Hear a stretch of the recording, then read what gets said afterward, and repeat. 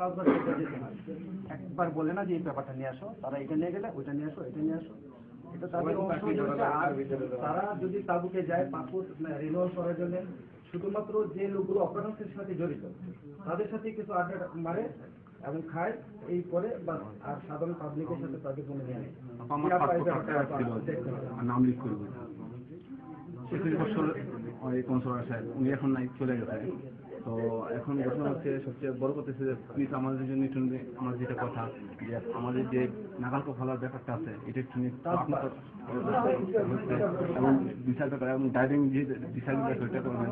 আর আপার একটা কথা বলতে চাই, আমার বলা হচ্ছে সাবেকের প্রতিনিধি হিসেবে আসছে যে আমাদের যে রোড ট্রাফিক অ্যাক্সিডেন্ট আরটিএ যেটা হচ্ছে না, সেটার জন্য মনে করেন একটা লোক অ্যাক্সিডেন্ট হচ্ছে, অ্যাক্সিডেন্টকে জানা শুনে করে না, সেই অ্যাক্সিডেন্টটা একটা রিপোর্ট আসছে 10 থেকে 15,000 টাকা তার বিল দিতে হবে। তো একটা সাধারণ 300 টাকার বেতনের লেবার 15,000 টাকা কই পাবে?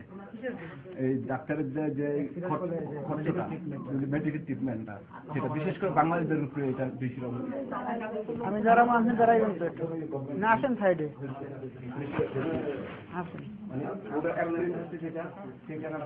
মানে ভর্তি করলে এখন মৃত্যু সজ্জা মার পাশে দাঁড়ায় আপনি মোবাইল টেরিং করবেন। আমি আসি এইখানে না না কিছু করা লাগবে না, খালি ঘুরাইলাম ভিডিও।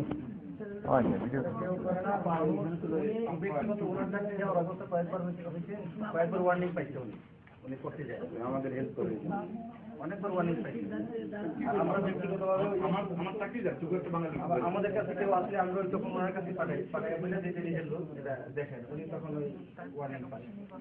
উনি বলেছে আপনার যুদ্ধ অপরাধীদের বিচারটা খুব মানে আঙ্গুল বল আমাদের না না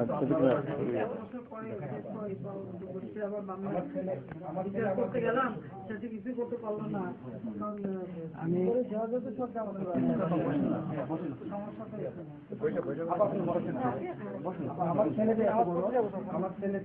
মোবাইলটা ধরবেন, আমি মার সাথে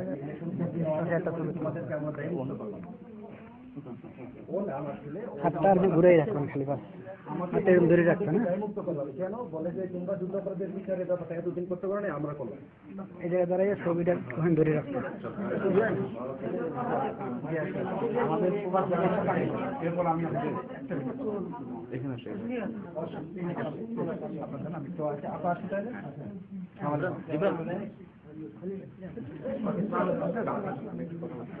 আবার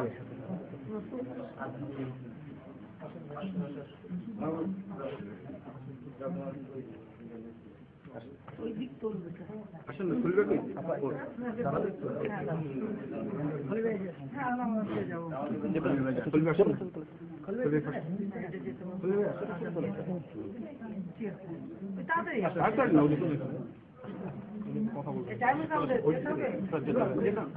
আমি একটা মিনিট কথা বলি।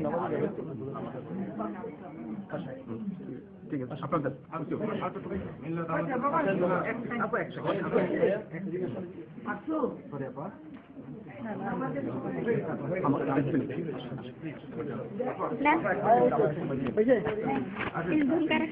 না